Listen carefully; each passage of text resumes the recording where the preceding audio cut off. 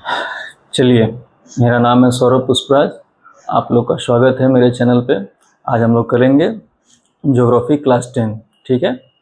और ये जैसे कि पता है, वीडियो देख रहे होंगे आप लोग, ये पूरा का पूरा नोट्स हम लोग कवर करेंगे। उसके बाद में पूरा का पूरा एनसीईआरटी, ठीक है। एक एक क्वेश्चन और एक एक आंसर करेंगे, कोई भी छोड़ेंगे नहीं। लेकिन ये क्या हो रहा है, बेस तैयार हो रहा है। इससे क्या होगा, आप फिर इस चैप्टर के अनुसार, ठीक है ना, किसी भी बुक में आप इंटर कर सकते हैं और उसको समझ सकते हैं।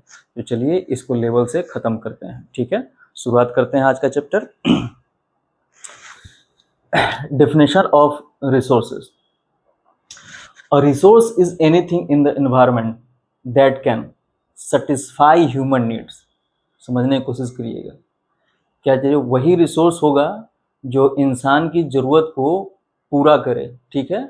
Satisfy human needs, satisfy human needs if it is technologically accessible, economically feasible and culturally acceptable, ठीक है ना। और ये कुछ तरीका हो गया, जिससे क्या होगा, जिससे पता चलेगा कि कोई भी चीज़ को हम अगर यूज कर रहे हैं, ठीक है, और इन तरीकों से होकर के गुजर रहा है, तो हम मानेंगे क्या कि हमारे लिए रिसोर्सेज है। अच्छा, किसी किसी या कोई हार्ड टर्म हो या उसी का हिंदी लिख देता हूँ, जिससे क्या होगा, कैचेबल हो। जैसे ही आप इस स्लाइड पे जाएं तो आपको कैचेबल, अच्छा, ये जरूरत नहीं है कि आप नोट्स लेकर के बैठें और एक एक चीज़ को लिखते रहें। ये पूरा का पूरा आपको नीचे डिस्क्रिप्शन पीडीएफ में मिलेगा, इसलिए टाइम पास करने की आवश्यकता नहीं है। आप आराम से चुपचाप एकदम देखते रहिए, ठीक है ना, ये कैसे कैसे एक्सप्लेनेशन हो रहा है। हाँ, पढ़ने का तरीका मैं बार बार बताता हूँ। क्या करना है, एक कॉपी लेना है, एक ही कॉपी पूरा सब्जेक्ट में हो जाएगा, 2 पेन लेना है और चैप्टर का टॉपिक लिखना है। जो आपसे हो गया उसको टिक करना है, मतलब कि क्या, टॉपिक लिखना है और खुद से उसको इलस्ट्रेट करना है कि मुझे कितना आता है। उसमें थोड़ा सा भी दिक्कत हुआ तो क्या करना है, उसको फिर से स्लाइड को देखना है और स्लाइड को देख करके समझना है। स्लाइड जब ना दिखे, स्लाइड देख करके ना समझ में आए, तब क्या करना है, वीडियो की तरफ जाना है। टाइम पास नहीं करना है, ठीक है। अगर जो हो गया तो उसको ग्रीन से टिक करेंगे, जो नहीं हुआ रेड से टिक करेंगे और उसको फिर उस पर खत्म करेंगे, उस पर रिसर्च करेंगे कहाँ है, उसमें क्या दिक्कत हो रहा है। किसी तरह का भी दिक्कत हो तो कमेंट बॉक्स में देखिए, बोलिए, ठीक है। चलिए आगे करते हैं। क्या हम लोग किए, रिसोर्स का डेफिनेशन से बोले, ठीक है ना, क्या, सेटिस्फाई ह्यूमन नीड्स, ठीक है, जो क्या टेक्नोलॉजिकली एक्सेसिबल हो, इकोनॉमिकली फिजिबल हो और कल्चरली एक्सेप्टेबल हो। Resources are not free gifts of nature. They result from the interaction between nature, technology and institution. कोई चीज़ यूं ही रखा हुआ है और उसके बारे में जानकारी ही नहीं है, ठीक है ना, जानकारी ही नहीं है कि क्या कैसे यूज किया सकता है, तो वो मेरे लिए बिल्कुल अज्ञान सा चीज़ है, ठीक है। कोई भी चीज़ ऐसा थोड़ी था कि एक जानने का कोशिश कीजिए कि हवा या ग्रेविटी, ठीक है, जब न्यूटन है तभी ग्रेविटी का हमेशा से था। कोशिश कीजिए, क्या आग, ये पुराने जमाने वाला में और आदि मानव वाला समझते होंगे आग का एग्जांपल, ठीक है ना। ऐसा थोड़ी था कि आग दुनिया में कभी था ही नहीं, ठीक है। तो धीरे धीरे उस बारे में लोग जाना, पत्थर से पत्थर टकरा करके फिर से उसको क्या किया, आज फास्फोरस की तीली तक, आज एलपीजी तक आ गए हैं, ठीक है। तो क्या होता है, हमको पता होना चाहिए। तो जब तक उसके साथ इंटरेक्शन नहीं करेंगे, जब तक उसके साथ रिसर्च नहीं करेंगे, जब तक उसके साथ पता नहीं करेंगे कि वो क्या चीज़ है, तो हमको पता ही नहीं चलेगा, ठीक है। तो आज भी बहुत सारी अनजान चीज़ें हैं जिसके बारे में हमको पता नहीं, जैसे कि क्या है, वाटर में मौजूद हाइड्रोजन और ऑक्सीजन है चैप्टर में, ठीक है। वाटर में मौजूद हाइड्रोजन और ऑक्सीजन, अभी हमारे पास उस तरह का कोई टेक्नोलॉजी नहीं है। नहीं तो सोचिए हमारे पास कितना अमाउंट ऑफ रिसोर्सेज है, हमारे ही पास नहीं, पूरी दुनिया के लिए, ठीक है। हाइड्रोजन और ऑक्सीजन दोनों फ्यूल हो सकता है, लेकिन क्या हमारे पास उस तरह का टेक्नोलॉजी नहीं है कि उसको हम निकाल के अलग अलग यूज करें। है, लेकिन क्या होता है, निकालने से ज़्यादा उसमें इन्वेस्टिंग हो जाता है। तो रिसोर्स या फ्यूल उस तरह की बातें हो ना, कि जिसमें क्या इन्वेस्टमेंट कम हो और फायदा ज़्यादा दे, ठीक है। तो क्या हो, हमको क्या इंटरेक्शन होना चाहिए, जिससे पता चले कि क्या होगा। ऐसी कोई चीज़ आकर के हमारे लिए काम नहीं करने, ऐसी कोई आकर के हमारे लिए आग पानी तेल फ्यूल ये सब नहीं बन जाएगा, जब तक हम उसको जाने नहीं कि वो हमारे लिए क्या यूज हो सकता है। Human transform material available in the environment into resources through technology. क्या करते हैं हम लोग, टेक्नोलॉजी का सहायता लेते हैं और उसको क्या करते हैं, जो भी रिसोर्सेज रहते हैं उसको हम अपने अनुसार बदलते हैं ताकि उसको हम लोग उपयोग कर सकें, ठीक है। क्लासिफिकेशन, अच्छा, on the basis of origin, ठीक है। एक है बायोटिक, एक है एबायोटिक, नाम से ही पता चल रहा है। बायोटिक का मतलब फॉरेस्ट, एनिमल, फिश, टिम्बर इत्यादि, ना जाने कितना लंबा लिस्ट हो सकता है। मतलब क्या है, वो नेचुरली मिलता है, उसको हम लोग पैदा करने नहीं जाते हैं, ठीक है ना, उसको बनाने नहीं जाते हैं, ठीक है, वो उस तरह की बात है। क्लियर? तो बायोटिक रिसोर्सेज क्या है? फ्रॉम, याद करने का तरीका, फ्रॉम लिविंग थिंग्स। क्या है? जो लिविंग थिंग से आता है तो उसको बायोटिक रिसोर्स बोलेंगे। अच्छा, abiotic resources from non living thing, वो रिसोर्सेज जो नॉन लिविंग थिंग से आए, ठीक है। कौन है? मिनरल्स। इसमें कौन कौन है? Iron ore, gold, water, air, sunlight और भी बहुत सारी चीजें, ठीक है। लेकिन ये क्या समझे, जिसमें क्या हो, प्राण ना हो, जीवन ना हो, लेकिन इसको हम लोग रिसोर्स की तरह यूज करते हैं कि नहीं? तो सबको यूज करते हैं, सबको यूज करते हैं, ठीक है। आयरन हम घर बनाने के लिए मान सकते हैं, सोना हम लोग ज्वेलरी के लिए यूज करते हैं या ट्रेड के लिए यूज करते हैं, वाटर का तो जीवन ही है, जल ही जीवन है, ठीक है। एयर, एयर के बिना हम लोग सर्वाइव नहीं कर सकते हैं। सनलाइट, सनलाइट से जीवन चालू होता है, ठीक है ना, वो एक लंबा प्रोसेस है फोटोसिंथेसिस का। तो क्या है, ये क्या है, किसी में प्राण नहीं है लेकिन हमारे लिए बहुत इंपॉर्टेंट है। क्या है? बहुत इंपॉर्टेंट है। On the basis of exhaustibility, कितना दिन तक कौन रहेगा, ठीक है ना, कितना भंडारण है उसका, वो उस पर डिपेंड करता है कि वो क्या है। अच्छा, तो इसके अनुसार देख लेते हैं कौन, एक रीन्यूएबल सोर्सेज, एक non renewable sources. Renewable sources can be री इम्प्लीमेंटेड नेचुरली, मतलब फिर से दोबारा वो नेचुरली आ जाएगा, ठीक है, खत्म हुआ तो फिर से वापस आ जाएगा। कौन कौन? सोलर एनर्जी, आज दिन में काम हुआ तो क्यों हुआ, फिर कल मिल जाएगा, ठीक है। विंड एनर्जी, जब चलेगा तो आएगा, फिर ऐसा नहीं कि विंड एनर्जी आज के बाद नहीं आएगा, ठीक है, वो वापस आते रहेगा। इफ मैंने sustainably, fresh water, fresh water क्या है, फिर से आ जाएगा, ठीक है। अच्छा, एक है non renewable resources, can not be replaced quickly. Coal, petroleum, natural gas, metallic minerals like copper and bauxite, इस सबको बनने में ही लाखों करोड़ों साल लगता है, बनने में ही लाखों करोड़ साल है। अब बनने के बाद में एक निश्चित फिक्स्ड अमाउंट में बनाता है, फिक्स्ड अमाउंट में बनाएगा तो इसको हम लोग इस तरीके से यूज करेंगे ना ताकि ज़्यादा दिन तक यूज कर सकें, ठीक है। एकदम बेपरवाह तरीके से यूज करेंगे तो एक दिन खत्म हो जाएगा, और एक दिन खत्म हो जाएगा तो हम तो पूरी तरह से इसमें ढल चुके होंगे, तो फिर तो हमारा सब कुछ कोलैप्स हो जाएगा। तो क्या है, ध्यान दीजिए, कौन है? On the basis of exhaustibility, कौन? Renewable resources and non renewable resources, ठीक है। कौन कौन? अच्छा, एग्जांपल लिख दिया जो आराम से समझ में आएगा, solar energy, wind energy, forest, fresh water, इसका क्या है, copper, bauxite, metallic oxide, natural gas, petroleum, coal, है ना, ठीक है। चलिए आगे बढ़ते हैं। On the basis of ownership, ठीक है, ऑनरशिप, इंडिविजुअल, अरे इंडिविजुअल मतलब, इंडिविजुअल मतलब जो कि निजी हो, अपना हो, ठीक है। Farmers own agriculture land, a person house, a private own well, ठीक है। ये सब एग्जांपल, एक ही चीज नहीं हो सकता, आपका गाड़ी, आपका कपड़ा, सब कुछ रिसोर्स, बिना काम नहीं कर सकते हैं आप उसका, जिससे हम अपना काम कर सके सबको रिसोर्स बोलते हैं, ठीक है। तो एग्जांपल दे देने से क्या समझ में आता है, farmers own agriculture land, a person house, private own well, तो क्या इस तरह की चीजों को क्या बोलेंगे हम लोग, इंडिविजुअल रिसोर्स बोलेंगे। क्या बोलेंगे? Individual resource. Community resource, community मतलब क्या, जहाँ पे लोगों का एक जगह, एक तरह की कम्युनिटी रहता है, वहाँ पे उन चीज़ों का सब लोग मिल के यूज करते हैं, ठीक है। तो क्या होता है, गांव, कोई वार्ड, ये सब जगह है तो वहाँ पे यूज करते हैं, जैसे कि विलेज का पॉन्ड सबके लिए यूज होगा, विलेज का पॉन्ड सबके लिए यूज होगा।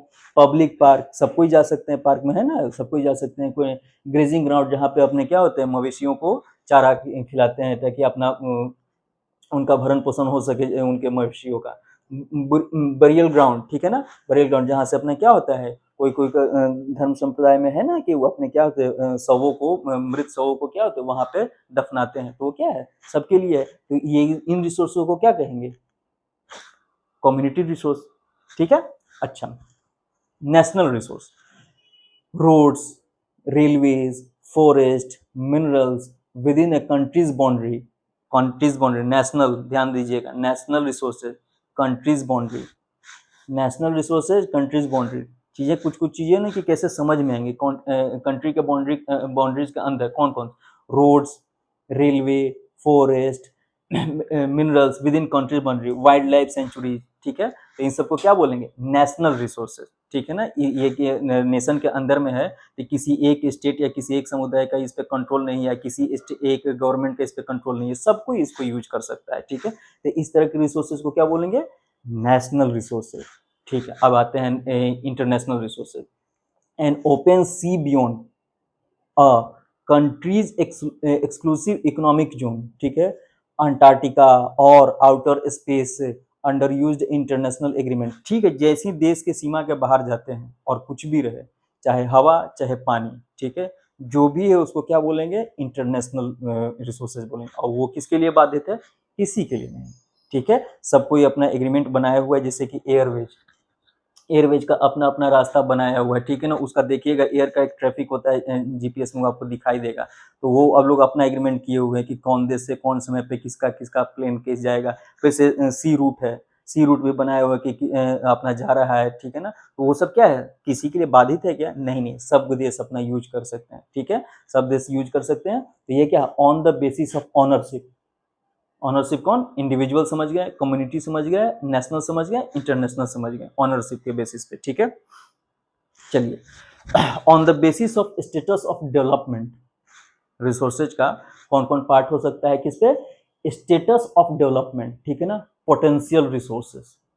जैसे कि एग्जांपल लेते हैं, राजस्थान विंड्स एनर्जी और solar energy in the Thar desert है तो, लेकिन हम लोग इसको ना यूज नहीं कर पा रहे हैं, ठीक है।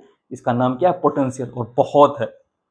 पोटेंशियल मतलब क्षमता से भरा पड़ा, पोटेंशियल मतलब क्या, क्षमता से भरा पड़ा। तो क्या बोलेंगे, राजस्थान विंड एनर्जी है एग्जांपल के लिए, सोलर एनर्जी, ये बस एग्जांपल के तौर पे, और भी कुछ भी हो सकता है, ठीक है ना। तो क्या है, इसको पोटेंशियल, वह पोटेंशियल एनर्जी जिसको हम लोग पहुंच नहीं पा रहे हैं, जिसका हम लोग ना उपयोग नहीं कर पा रहे हैं, ठीक है। तो वहां पे दिख रहा है राजस्थान विंड एनर्जी और solar energy in the Thar desert available but not fully utilize, utilize हो रहा है, लेकिन जितना वहां पे एनर्जी है उतना हम लोग यूज नहीं कर पा रहे हैं। डेवलप्ड रिसोर्सेज, ठीक है, डेवलप्ड रिसोर्स कौन, coal mines in Jharkhand, hydro electricity power from the Bhakra Nangal dam already served and use, ठीक है ना। क्या हो रहा है, इसको हम लोग यूज कर रहे हैं, ठीक है। देखिए कोल भी यूज कर रहे हैं और ये हाइड्रो इलेक्ट्रिसिटी भी यूज कर रहे हैं भाखड़ा नांगल डैम से, ठीक है।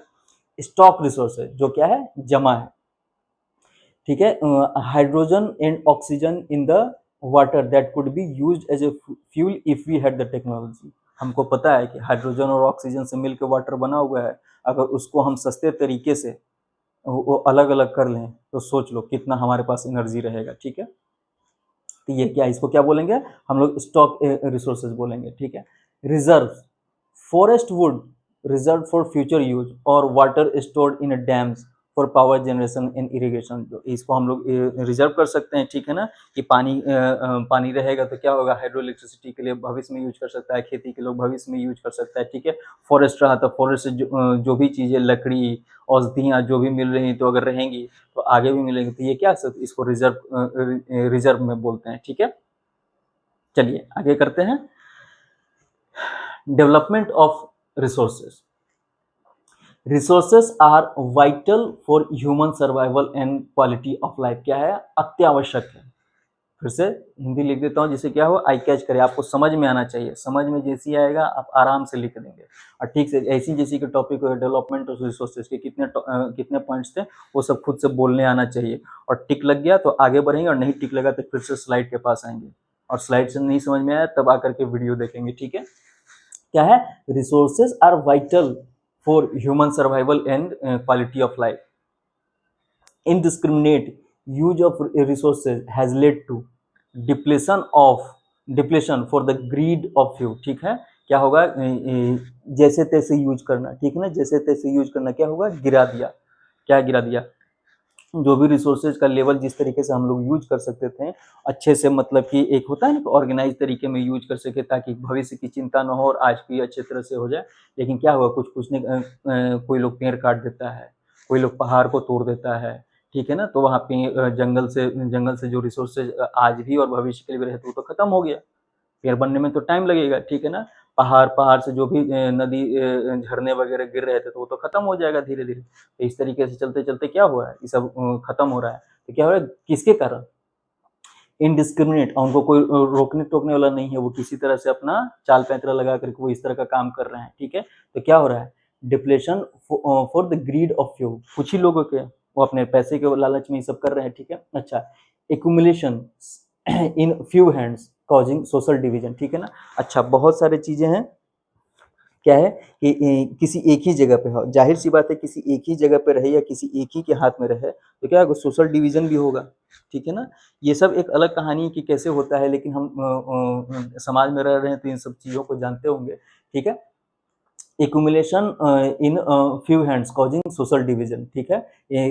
रिसोर्सेज का किसी एक ही के हाथ में चला जाना या किसी एक ही जगह पे होना, ठीक है ना, तो क्या होता है, अच्छा से ना उसका यूज नहीं कर पाते हैं, ठीक है। अगर आदमी के हाथ में चल गया तो वो अपना लालच स्थापित करेगा, और कहीं लोकेशन अलग है जहाँ पे उसको होना चाहिए वहाँ पे लोग नहीं है, तो क्या होगा, वो उसका अच्छा से यूज नहीं हो पा रहा, उसको यूज करने के लिए फिर से इकोनॉमिकल वायबल होना पड़ेगा, ठीक है। तो इस तरह का परेशानियां होगी। Global economical crisis, global warming, ozone depletion, pollution, land degradation, ठीक है ना। क्या हो रहा है, इस तरीके से global warming crisis, global warming हो रहा है, ओजोन लेयर मतलब बढ़ते जा रहा है, ठीक है ना, पोल्यूशन इंक्रीज करते जा रहा है, लैंड डिग्रेडेशन होते जा रहा है। Equitable distribution is essential for sustain equality quality of life and global piece, ठीक है। क्या चाहिए, अगर हम रिसोर्सेज का अच्छे से यूज करें तो क्या चाहिए हमको, क्वालिटी चाहिए। क्वालिटी किस तरह का चाहिए, सस्टेनेबल, सस्टेनेबल, ठीक है ना। और क्या रहे, सबको बराबर बराबर मिले, ठीक है ना। सबसे बड़ी बात है ना कि हम लोग इस बात रिसोर्स को ना समझ नहीं पा रहे हैं, रिसोर्स को समझ नहीं पा रहे हैं, क्या हो रहा है, मतलब मिल रहा है तो चिंता ही नहीं है, चिंता ही नहीं है, भविष्य के लिए सोच ही नहीं रहे हैं, तो ये गलत कर रहे हैं। अगर हमारे से पहले वाले लोग भी लापरवाह रहते तो हो सकता है कि आज हमारे लिए बहुत कुछ ना रहता, तो उन्होंने हमारे लिए चिंता करा, इसलिए हमारे पास बहुत कुछ है, लेकिन हम वैसे नहीं हो पा रहे हैं, ठीक है। तो ये सोचने वाली बात है। तो ठीक है, डेवलपमेंट ऑफ रिसोर्सेज, ठीक है। चलिए नेक्स्ट करते हैं, सस्टेनेबल डेवलपमेंट था।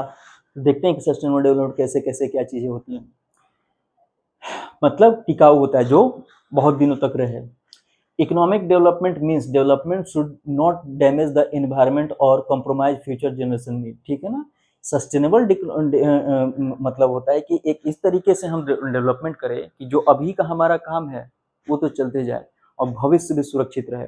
ऐसा नहीं कि हम करें कि सबका सब अभी का अभी हराश कर दें, खराब कर दें, ठीक है, सबका अभी निचोड़ लें, तो ठीक है, तो क्या होगा, अभी तो हम लोग मजे ले लेंगे, लेकिन क्या हो जाएगा, भविष्य खराब हो जाएगा, तो क्या ये ठीक है, नहीं, ऐसे नहीं करना है। तो हम उस तरीके से करेंगे, क्या होगा, जिससे क्या होगा, इकोनॉमिक ग्रोथ तो हो, सब कोई की इकोनॉमिक ग्रोथ हो, क्या जल्दी जल्दी पैसा कमाना है ना, ऐसे तरीके चल रहे हैं, तो क्या उससे क्या हो रहा है, गड़बड़ हो रहा है, गड़बड़ हो रहा है, क्या सब कुछ गड़बड़ होगा। और देखिए डेवलपमेंट मीन्स क्या है, should not damage the environment, कीजिए, करने का दिक्कत नहीं, लेकिन आप इन्वायरमेंट को इतना क्षति कर दे कि वो खुद से या अपने से आज इतना देख रहे होंगे, कभी ऑस्ट्रेलिया में आग लग गया, कभी अमेजन में आग लग गया, ठीक है ना, तो अपने आप को हम लोग इतना विकसित बोलते हैं, करके दिखाइए, उतना पेड़ लगा के दिखाइए, नहीं कर सकते हैं, तो हमें कितना सजग रहना चाहिए, और पेड़ हमारे लिए कितना वाइटल है ना। अगर पेड़ न रहे तो हमारा जीवन ही निश्चित हो जाएगा, अनिश्चित हो जाएगा, ठीक है। sustainable existence is a key sustainable existence is a key component of sustainable development, ठीक है ना। जिस तरीके से चीजें चल रही हैं वैसे नहीं चलेगा, क्या होगा, एकदम टिकाऊ तरीके से, वही एक जरिया है जो कि लॉन्ग टर्म में खुशहाल तरीके से सब कुछ किया जा सकता है, ठीक है। अगर नहीं करेंगे तो सबका सब गड़बड़ हो रहा है, और नहीं ही कर रहे हैं इसलिए तो बहुत सारा गड़बड़ी हो रहा है, ठीक है। तो क्या तरीका है, सस्टेनेबल एग्जिस्टेंस, एकदम टिकाऊ तरीके से लॉन्ग टर्म के लिए टिके रहना सारे रिसोर्सेज का, वही एक तरीका है कि अगर वैसा हम पा लेते हैं तो उसी को सस्टेनेबल डेवलपमेंट बोलेंगे, ठीक है। जैसे कि कहीं इलाके में है, कहीं इलाके में एग्जाम्पल के तौर पर से, कहीं एग्जाम्पल इलेक्ट्रिसिटी नहीं है, वाटर नहीं है, ठीक है, तो किसी तरह से हम इंतजाम कर दिए, वहाँ वेल खुदवा दिए हैं, या हैंडपंप लगवा दिए, या किसी नहर का पानी उस तरफ मोड़ दिए हैं, ठीक है, या सोलर एनर्जी के लिए सब घर में सोलर एनर्जी लगवा दी, तो क्या हुआ, कुछ दिनों के लिए वो लोग टिक गए, जब तक उन सब मिलते रहेगा तब तक चलते रहेगा। और ये सब चीज़ें ऐसी हैं कि नेचर में एकदम वरदान के रूप में मिला हुआ, बहुत सारा पर्याप्त मात्रा में है, तो पर्याप्त मात्रा में तो जितना अच्छे से यूज कर सके, लेकिन हाँ वो लोग भी जैसे तैसे यूज करेंगे, है ना, तो गड़बड़ होगा, फिर क्या हुआ, गलत यूज हो गया। ये गलत यूज हो गया मतलब पानी यूं ही बहा रहे हैं, सोलर एनर्जी को क्या कर रहे हैं, कुछ से कुछ कर रहे हैं, ठीक है, तोड़ फोड़ रहे हैं, बेच रहे हैं जल्दी से पैसा कमाने के लिए, तो क्या हो रहा है, वो तो एनर्जी से दूर रह गए, ठीक है। तो ऐसे ऐसे नहीं करना है। सस्टेनेबल एग्जिस्टेंस इज ए की कंपोनेंट ऑफ सस्टेनेबल डेवलपमेंट। क्या है, अच्छे से करेंगे। ओके, आगे बढ़ते हैं। अच्छा, Rio de Janeiro earth summit 1992 held in June 1992 with over 100 heads of state, ठीक है, addressed urgent problems of environment, environmental protection and socio-economic development। क्या क्या इसका आउटकम हुआ था? Declaration on global climate change and biological diversity, ठीक है ना। क्या क्या हम लोग को हानियां उठानी पड़ रही है, उसके सजग नहीं होंगे तो हम लोग बहुत दिक्कत होगी। तो ये बहुत इंपॉर्टेंट हुआ था, पूरा इन्वायरमेंट समिट हुआ था। क्या 100 हेड्स ऑफ स्टेट में 1992 में, कहा, रियो द जेनेरियो, ठीक है। Endorsement of global forest principle, क्या हुआ, इसको ग्लोबल फॉरेस्ट सिस्टम को ना समर्थन किया गया। इंडोर्समेंट का मतलब क्या होता है, अगर नहीं समझ में, an act of giving one's public approval और सपोर्ट टू समवन और समथिंग। क्या हुआ, सब कोई मिल करके किसको सपोर्ट करने, ग्लोबल फॉरेस्ट प्रिंसिपल को। ये सब लोग मिल करके क्या हुआ, उसको साथ दिए कि अगर नहीं करेंगे तो ये तो जीवन का आधार है। चूंकि ये जल्दी जल्दी नहीं दिखता है, इसलिए हम लोग इसकी तरफ ध्यान नहीं दे रहे, लेकिन हम लोग पे ऐसा इम्पैक्ट कर रहा है कि इसको हम लोग किसी भी तरह से ठीक नहीं कर पाएंगे, क्योंकि समय से और स्लो प्रोसेस से होता है, ठीक है, और इसमें करने में मेहनत लगता है और बहुत तरह के सावधानियां बरतनी पड़ती है। तब जाकर के आप पेड़ लगा करके एक देख लीजिए और जीवन भर उसको पाल के देख लीजिए, समझ में आ जाएगा। इतना आसान नहीं होता है। Adoption of agenda 24 for sustainable development, adoption of agenda 21, इसको ब्रीफ करते हैं, ठीक है। तो रियो डी जेनेरियो में क्या हुआ था, अर्थ समिट हुआ था। अर्थ समिट, अर्थ समिट 1992 में, और क्या था, पूरी दुनिया के लोग मिले थे। कितने लोग आए थे, 100 स्टेट के, ठीक है। और क्या हुआ था कि नहीं, अब हम लोग को सजग होना चाहिए, ठीक है, क्योंकि जिस तरीके से चीजें चल रही हैं उस तरीके से होगा तो भविष्य के लिए कुछ बचेगा ही नहीं।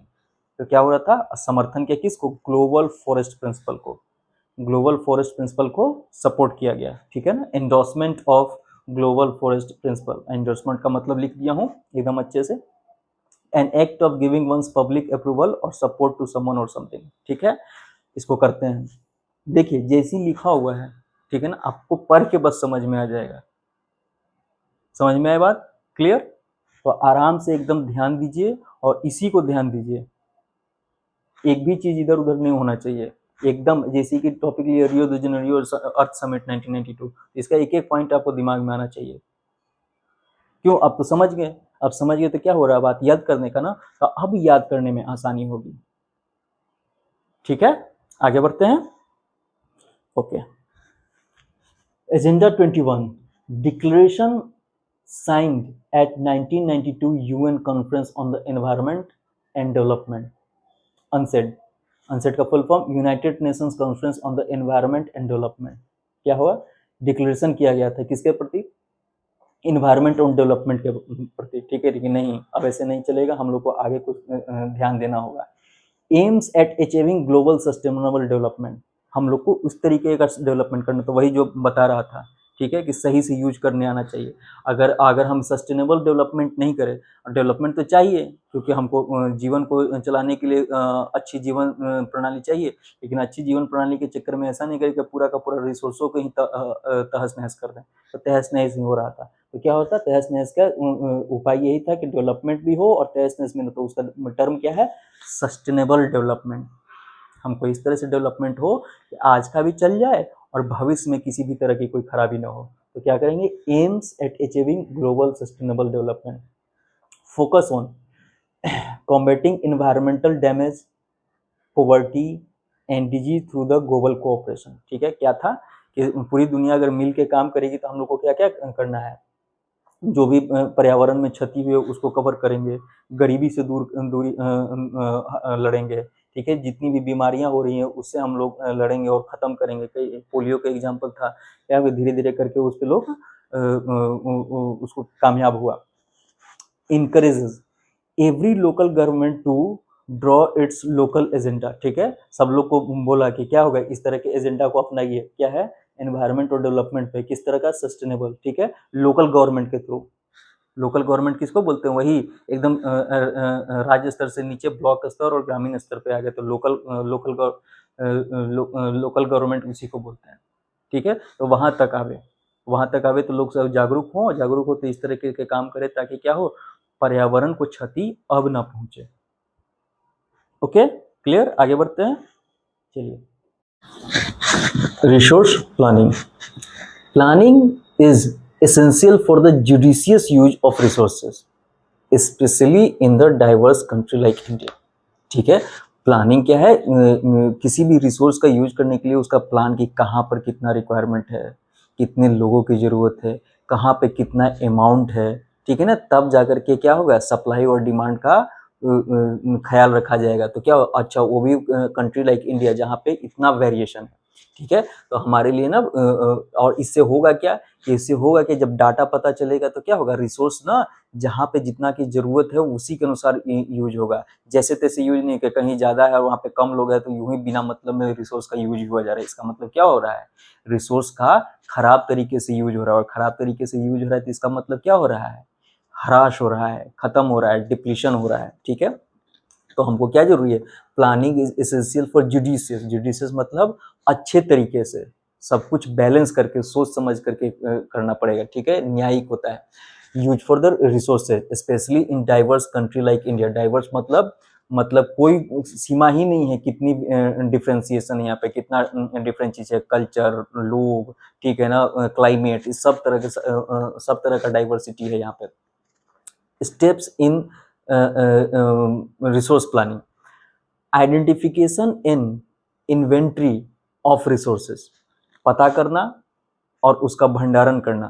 ठीक है ना, कि कहाँ पे कितना है, उसका तरीका कौन कौन सा है, surveying, mapping, qualitative and quantitative estimation. ठीक है ना, हम लोग क्या करेंगे, सर्वे करेंगे, मैपिंग करेंगे, पता करेंगे, मेजर करेंगे। ठीक है ना, क्वालिटी और क्वांटिटी, कितना क्वांटिटी है और उसमें कितना गुणवत्ता है, कितना सही है और कितना खराब है, तो क्या होगा, हम ये सब पता करेंगे और रिसोर्सेज का। ठीक है, दूसरा तरीका क्या है, दूसरा तरीका evolving a planning structure with appropriate technology, skill and institution. ठीक है ना, क्या करेंगे, क्या हम क्या करेंगे, प्लानिंग स्ट्रक्चर करेंगे, फिर एप्रोप्रिएट टेक्नोलॉजी। अच्छा, किसी तरह का मान ली कि एक है कि कहीं पे हमको लोहे की रिक्वायरमेंट है और हम क्या कर रहे हैं, वहां पे हम लकड़ी भेज रहे हैं।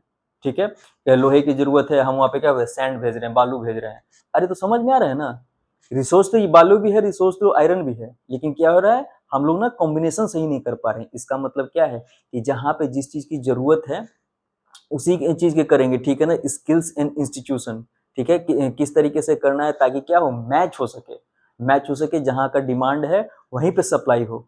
ठीक है ना, कहीं पे कुछ और जरूरत है, दे कुछ और रहे हो, तो इससे सब कुछ गड़बड़ होगा। Matching resources development plans with the overall national development plans. अच्छा, जिस तरह के भी आप प्लानिंग करेंगे, ठीक है ना, तो उसका क्या होगा, ओवरऑल इस तरह के होना चाहिए कि रिसोर्सेज का एकदम सही सही यूज हो रहा है। पता समझ में आ रहा है, अरे कहीं पे जनसंख्या नहीं है, जनसंख्या नहीं है, राजस्थान के थार में जाकर के आप एरोप्लेन बना दीजिए, आप सोचिए क्या बेवकूफ़ी कर रहे हैं, कोई फायदा है, वहां पे ना लोग हैं, ना वहाँ पे कम्युनिकेशन सिस्टम है, ना यातायात का सिस्टम है, आप ऐसे अगर कर देंगे तो किस तरह का लगेगा, है ना।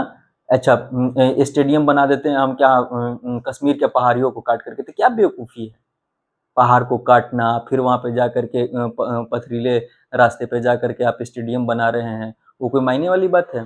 ठीक है, जहाँ पे लोग है, जहाँ पे जगह है, वहां पे स्टेडियम बनाएंगे तो हमको इकोनॉमिकल क्या होगा, अच्छा रहेगा।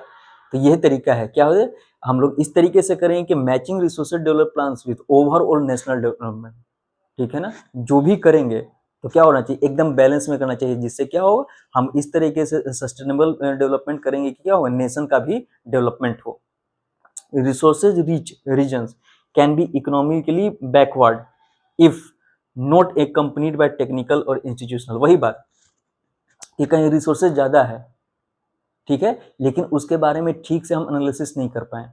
ठीक है, ठीक से हम लोग उसके बारे में टेक्नोलॉजी इक्विप नहीं हो पाए कि आखिर इस चीज में किस तरीके से चीजें लगेगी कि इसका हम इफिशियंट तरीके से, मतलब एकदम अच्छे तरीके से इसका हम यूज कर पाए।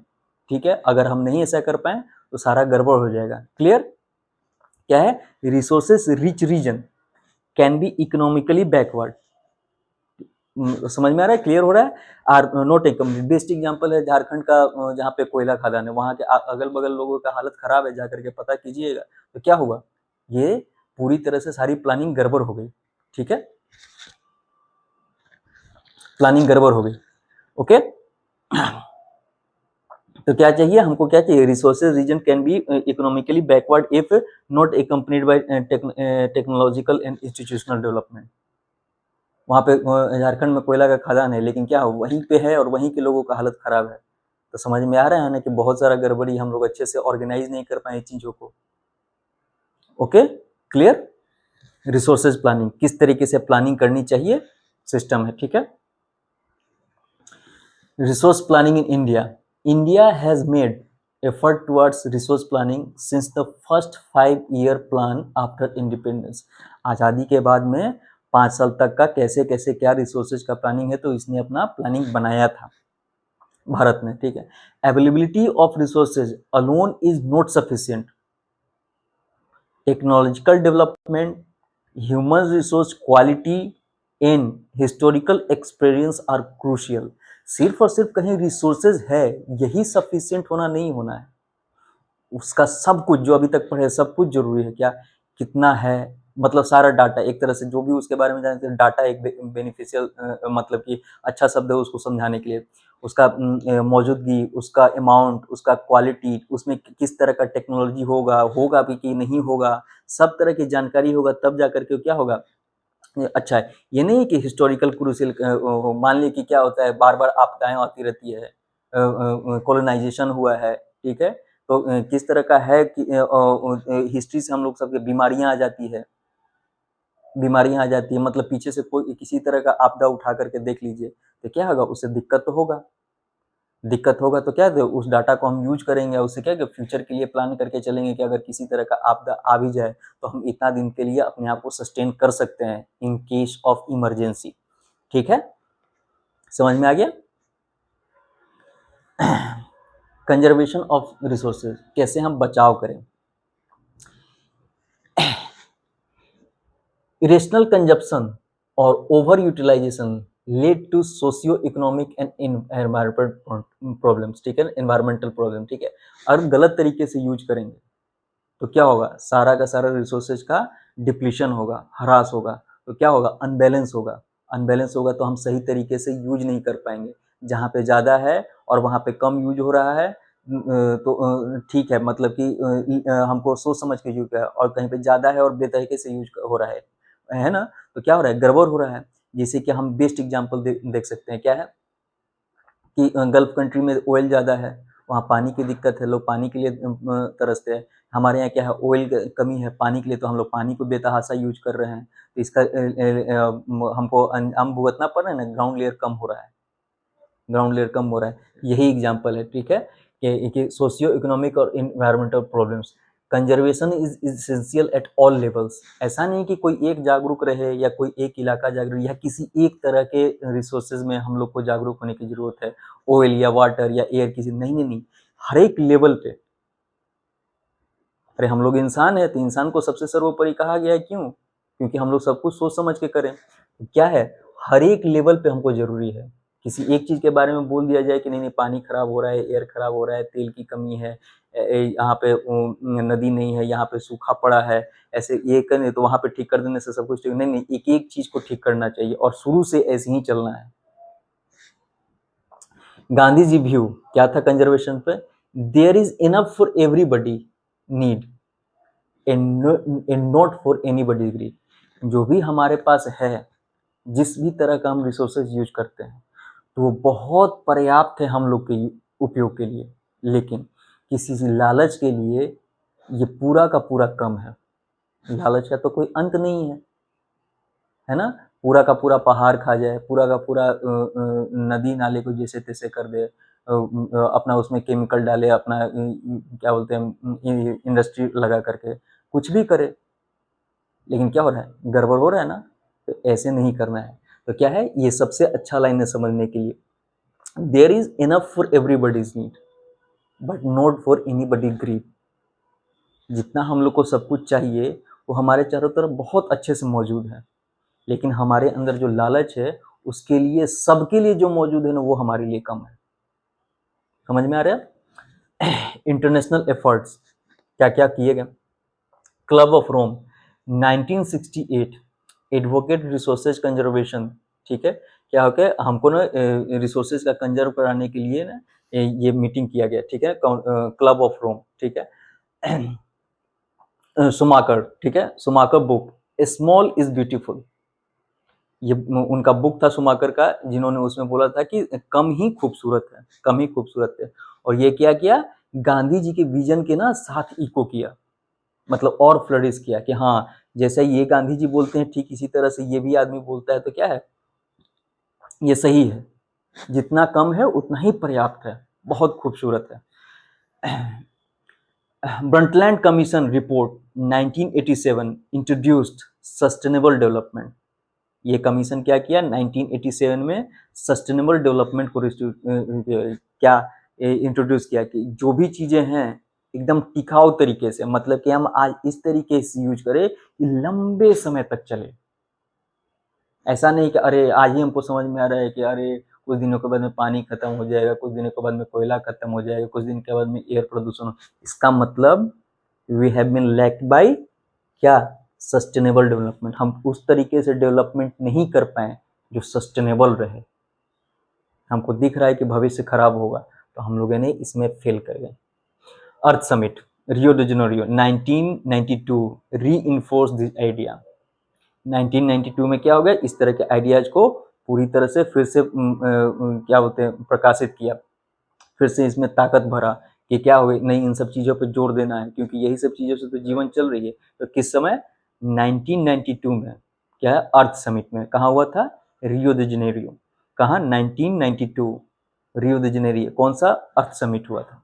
ठीक है, land resources, land is a finite natural resources supporting natural vegetation, wildlife, human life, economic activities, transport and communication. अधिकतर कुछ तो लैंड पे हो रहा है। ठीक है, तो ये हमारे क्या लिए है, एक फाइनाइट नेचुरल रिसोर्सेस है, समझे, खेती, वाइल्ड लाइफ, हम लोग का जीवन लाइफ, इकोनॉमिक एक्टिविटीज, खेत, अगर जमीन न रहे तो कहाँ पे करोगे, तो वहाँ पे भी वही सब हो रहा है, ट्रांसपोर्ट, आने जाने का सिस्टम, ठीक है, कम्युनिकेशन, सब कुछ वही हो रहा है। इंडियाज लैंड रिलीफ कौन कौन, प्लेन्स जो 43% हमको जिससे क्या मिलता है, 43% से एग्रीकल्चर और इंडस्ट्री। इंडिया का जो भूमि है उसमें से प्लेन एरिया जो है उसमें से कहाँ मिलता है, एग्रीकल्चर और इंडस्ट्री मिलता है। माउंटेन एरिया से 30%, पेरिनियल चिर अस्थायी बारहमासी, जैसे कि कौन सा, टूरिज्म, रिवर, इकोलॉजी। इकोलॉजी का मतलब interaction between living organism and their environment. एक एक वर्ड लिख दिया हूँ, ठीक है ना, कि आपको मात्र पढ़ने भर से समझ में आ जाएगा। तो क्या है, बैठ करके नोट बनाने का भी टाइम नहीं है, ये पूरा का पूरा लिखा हुआ है, एकदम ध्यान से देखिए। प्लेटूज क्या है, 27% मिनरल फॉसिल फ्यूल्स वहाँ से मिलता है। हमारे पास इतना चीज़ें हैं, तो इतनी चीज़ों में से इंडिया के पास इतना पूरा टोटल हमारे पास है, तो इनमें से सबका अलग अलग नेचर है, प्लेन्स है, माउंटेन्स है, उसके मतलब प्लेटूज है, तो इन सब चीज़ों से अलग अलग मिलता है। प्लेन से एग्रीकल्चर मिलता है, माउंटेन से हमको 30% क्या, पेरिनियल हमेशा के लिए चिरस्थायी, ठीक है ना, मिलता है। कौन कौन, रिवर टूरिज्म, इकोलॉजी। प्लेटू से क्या होगा, मिनरल, फॉसिल फ्यूल और फॉरेस्ट। प्लेटू क्या था, समझ में नहीं आएगा तो बार बार आता है, मैं ज्योग्राफी में पढ़ाया भी हूँ, ठीक है ना, जा करके देख लीजिएगा।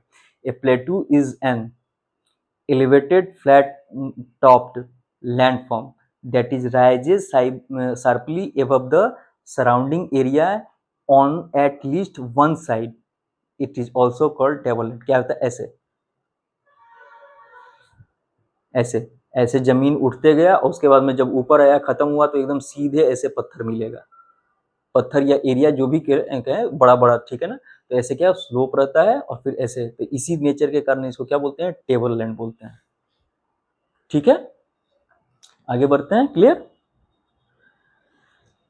Land utilization in India, land is used for forest, land not available for cultivation, ठीक है, अनुपजाऊ, वेस्ट, नॉन एग्रीकल्चर क्या होता है, कि जो हम लोग एग्रीकल्चर के लिए यूज नहीं कर सकते हैं, ठीक है, सब जगह एग्रीकल्चर नहीं काम, फॉरेस्ट, ठीक है। अच्छा, अदर अनकल्टिवेटेड लैंड, पास्चर, चारागाह, ट्रीज, वो भी तो है चारागाह, उस पर भी हम लोग एग्रीकल्चर नहीं कर सकते हैं। Crops, culturable waste, fall, fallow land, current and other than current, ठीक है, जो भी है उस पे बंजर जमीन जिस पे क्या है कि उस पे भी खेती नहीं होती है। Net sown area, land on which crops are sown and harvested. Gross crop area, net sown area plus area sown more than once, ठीक है। ग्रॉस क्रॉप इसमें से कुछ कुछ नहीं समझ में आएगा तो ग्रॉस क्रॉप, बाकी सब तो इजी है, एक्सप्लेन कर दिया हूँ। ग्रॉस क्रॉप कौन सा है? ग्रॉस क्रॉप उसको बोलते हैं, ग्रॉस क्रॉप्ड एरिया मतलब उसको जीसीए भी बोलते हैं, means the total area sown once and और more than once in year, इसको क्या बोलते हैं? जीसीए बोलते हैं, जीसीए, ग्रॉस क्रॉप्ड एरिया, ठीक है। किस किस के लिए लैंड यूज हुआ? लैंड जो फॉरेस्ट के लिए भी हुआ, ठीक है ना। Land not available for cultivation, ठीक है ना, अनउपजाऊ वेस्ट, वो भी तो लैंड ही है। अच्छा, क्या अदर अनकल्टिवेटेड लैंड, ठीक है, जैसे कि चारागाह, ट्रीज, क्रॉप, कल्चरेबल वेस्ट, जहाँ पे वेस्ट हम लोग बार बार यूज कर लेते हैं, ठीक है। अच्छा, वो फैलो लैंड, जो बंजर जमीन जिस पे हम लोग कुछ कर नहीं सकते हैं।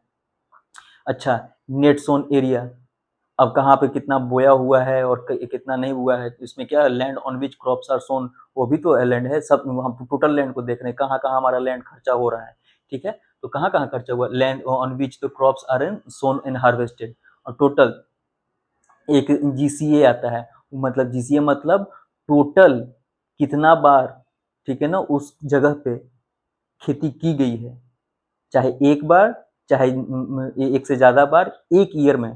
तो एक ईयर में जब कैलकुलेट किया जाता है तो उसको शॉर्ट में क्या बोलते हैं? जीसीए बोलते हैं, ग्रॉस क्रॉप एरिया, ठीक है। ये वो जगह जहाँ पे लैंड हमारा यूज होता है, यहाँ पे खेती हुई, यहाँ पे खेती नहीं हुई, यहाँ पे खेती नहीं हुई, यहाँ पे खेती नहीं हुई, यहाँ पे खेती नहीं हुई, यहाँ पे खेती हुई, ठीक है। Land use pattern in India, एक पैटर्न देखते हैं कैसे कैसे लैंड हमारा यूज हुआ। Determined by physical, topography, climate, soil, climate, soil and human factors, population density, technology, culture. Topography नहीं समझ में आता, ट्रोपोग्राफी को इलस्ट्रेट कर दिया। Topography is the study of surface feature and physical shape of land, okay. तो क्या हुआ? Determined by physical, physical topography in human factors, ठीक है। डिटरमाइंड बाय फिजिकल ह्यूमन, कहाँ पे कितना जमीन है, कैसे है, वो देखना है। और वहाँ पे क्या है, वहाँ पे आदमियों का मौजूदगी कितना है, कितना पॉपुलेशन है, वहाँ पे कितना टेक्नोलॉजी है, कितना एस एक्सेस है, कितना ईज है, ये सब दिखना पड़ेगा, ठीक है ना। तब जाकर के लैंड का यूज करने में ज़्यादा अच्छा समझदारी आएगी। कि वैसे करेंगे तो क्या होगा, होता है ना है कि कहीं पे है, अब जैसे कि हम लोग थार हमारा पूरा खाली है, बहुत सारा एरिया है, लेकिन क्या हो रहा है, वहाँ पे बहुत सारी ये सब चीज़ नहीं है, ह्यूमन पॉपुलेशन नहीं है, ठीक है ना, क्लाइमेट नहीं है, टेक्नोलॉजी वहाँ करने में बहुत मुश्किल होगा। बेस्ट एग्जांपल है, तो हम लोग को इसे करके क्या करेंगे, पैटर्न देखेंगे कैसे करें। Net sown area varies greatly by state, over 80% in Punjab and Haryana. आप समझ रहे हैं किस तरह के दिखते आ रही हैं। 80% क्या है, जो भी हमारा उपज हो रहा है तो पंजाब एंड हरियाणा से आ रहा है। Less than 10% in Arunachal Pradesh, Mizoram, Manipur, Andaman and Nicobar, और 10% से भी कम इन सब जगहों से आ रहा है। तो ये सब सोचने वाली बात है ना, ठीक है। लोग तो वहां भी रह रहे हैं, तो चीजें अनबैलेंस तो है। Forest area is lower than the desired 33% as per national forest policy, ठीक है। नेशनल क्या ये 33% है, तो क्या है, गड़बड़ है क्या? फॉरेस्ट पॉलिसी 1952 के अनुसार lower than the desired rate, desired rate कितना है 33%, तो 33% से भी कम है। डिजायर्ड हमारा कितना होना चाहिए, 33% एटलीस्ट होना चाहिए, कि बाकी जो भी चीज़ें हैं तो उनमें 33% हमारा क्या होना चाहिए, फॉरेस्ट होना चाहिए, लेकिन फॉरेस्ट क्या है 33% कम है। Wasteland includes rocky, arid, desert area and land under the non agriculture uses. और भी चीज जगह है जहाँ पे लैंड है लेकिन वो हमारे यूज के लिए नहीं है, जिनमें से ये सब चीजें हैं, वहाँ पे हम लोग यूज नहीं कर पाएंगे, वो बस ऐसी ही है। ओके, क्लियर, आगे बढ़ते हैं। लैंड डिग्रेडेशन इन कंजर्वेशन मेजर्स, कैसे कैसे जमीनों का खराबी होता है, हराश होता है, और उसको फिर से किस तरह से हम उसको बचा सकते हैं, कर सकते हैं, वो सब देखते हैं कि क्या क्या पैमाना होना चाहिए। कॉज ऑफ लैंड डिग्रेडेशन, ठीक है ना, मतलब कि पतन क्या हो सकता है। Deforestation, overgrazing, mining, enquiring, over irrigation, industrial influence. अरे भाई ये सब कीजिएगा तो क्या होगा, आखिर तो लैंड जो है यूजफुल के लिए, आपको पता है कि पीछे देखे हम लोग बहुत सारी चीजें हैं जिसको हम लोग यूज कर ही नहीं पाएंगे, यूज कर ही नहीं पाएंगे, और उसके बाद में हम लोग ये सब कर रहे हैं नाटक। तो क्या हो रहा है, एक अच्छा उसका अनबैलेंस चीज देख भी पा रहे हैं कि हम लोग अनबैलेंस कितना है, अनबैलेंस देख रहे हैं कि ओवर 80% पंजाब एंड हरियाणा में है, लेस देन 10% इन बाकी इन सब स्टेट में। तो अनबैलेंस भी दिख रहा है। तो उसके बाद में जब अगर हम ये सब कीजिएगा तो लैंड तो हम खत्म कर रहे हैं जो हमारे उपयोग का है। State specific issue, state specific issue कौन सा, माइनिंग, झारखंड का जो मैं बात कर रहा था, ये स्पेसिफिक है। छत्तीसगढ़, मध्य प्रदेश, उड़ीसा, ओवरग्रेजिंग कहाँ, गुजरात, राजस्थान, मध्य प्रदेश, क्या है वहाँ पे, क्या है वहाँ पे जमीन का मात्रा कम है, ठीक है ना, जमीन का जो ये पहाड़ पत्थर में ये सब में है, ठीक है, तो आप ये सब अगर करिएगा तो क्या होगा, लैंड डिग्रेड कर रहा है, खत्म हो रहा है। Over irrigation, Punjab, Haryana, western Uttar Pradesh, ठीक है, एक जगह है कि बहुत ज्यादा सिर्फ और सिर्फ इरिगेशन ही हो रहा है, तो सिर्फ और सिर्फ ये कहीं एक जगह पे इरिगेशन ही थोड़ी होना चाहिए, इरिगेशन से सिर्फ यही जो बैलेंसिंग अनबैलेंसिंग हो रहा है, क्या हो रहा है, एक ही जगह पे हो रहा है, अरे वहां पे और भी जो चीजें होनी चाहिए, क्या रिसोर्स का एक ही सोर्स खेती ही है, नहीं बहुत कुछ है, तो वो सब भी होना चाहिए, तो क्या हो रहा है, ओवर हो रहा है, कहाँ, इन सब एरिया में, तो समझ में आ रहा है ना, अनबैलेंस हो रहा है। कंजर्वेशन मेजर कैसे कैसे कर सकते हैं, करने की कोशिश करेंगे। Afforestation, proper grazing management, shelter belts, sand dune stabilization, wasteland management, control of mining, ठीक है, proper disposal of the industrial waste, ये सब करना पड़ेगा, ठीक है ना। क्या है एफोरेस्टेशन, मतलब a process of planting trees on land where there no previous forest, हम वहां पे पेड़ पौधे जंगल लगाएंगे जहां पे पहले से पेड़ पौधे नहीं है, तो हम इन तरीकों से क्या कर सकते हैं, हम लोग ये कंजर्वेशन को कर सकते हैं, इन सब का है, ठीक है ना, ऐसे ऐसे, तो इन सब चीजें गलत चीजें हो रही थी, इन सब गलत चीजों को रोकेंगे, ठीक है। डिफोरेस्टेशन हो रहा है मतलब जंगल का कटाई हो रहा है, ओवर ग्रेजिंग मतलब पूरा चारागाह के लिए बना दिए हैं, है ना, तो वो पूरा लैंड यूज हो सकता है ना, तो चारागाह के लिए फिक्स कर दिया, माइनिंग कर रहे हैं जहां तहां से, ठीक है ना, सब गलत बात है, ठीक है। तो क्या हो रहा है, इस तरीके से हम इसको कंजर्व कर सकते हैं, बचा सकते हैं, ठीक है।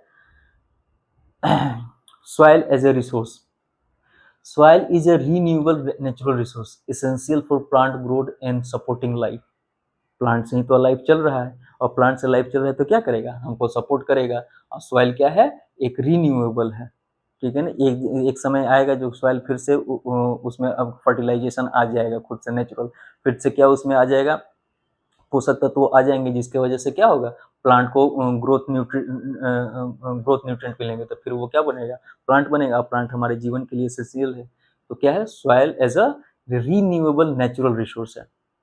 Soil formation is a slow process influenced by relief, parent rock, climate, vegetation, organism and time, ठीक है ना, इन सब तरीकों से क्या होता है, सॉइल धीरे धीरे बनता है, इतना आसान तरीका नहीं है। रिलीफ अगर नहीं समझ में आए तो relief means the shape, slope and elevation of the land surface, उस तरह का सरफेस रहता है, किस तरह का शेप है, स्लोप है, एलिवेशन है, ठीक है ना, ऐसे करके जो अभी बता रहा था ना, तो उन तरीकों से क्या होता है, वहां से पानी वगैरह हवा वगैरह जब गिर रहा है तो क्या धीरे धीरे टकराव से सॉइल बन रहा है, ओके, तो ये सॉइल एज ए रिसोर्स हमारा इस तरीके से काम करता है। चलिए ठीक है, हमारा चैप्टर ये खत्म हुआ। ये पूरी तरह से बेस बन गया हमारा, ठीक है। बेस बन गया, इसको पूरा खत्म कीजिए और सीधे अब एनसीईआरटी अटेम्प्ट कीजिए, कुछ भी आपका नहीं बचेगा, पूरा खत्म हो गया। लेकिन इसका मतलब नहीं है कि हम एनसीईआरटी ने पूरा का पूरा एनसीईआरटी पढ़ाएंगे, एक एक पेज पढ़ाएंगे, पूरा क्वेश्चन आंसर कराएंगे, ओके। लेकिन हाँ, इससे क्या होगा कि हम आपको इतना बार बूस्ट ही करेंगे ना कि मेरा एक ही लाइन कि मेरे से गुजर जाइए, मेरे से गुजर जाइए, कि उसके बाद ना किसी तरह का कोई लोड नहीं रहेगा, ओके। पूरा का पूरा हम फिर से एक्सप्लेन करेंगे, ओके। चलते हैं, बाय।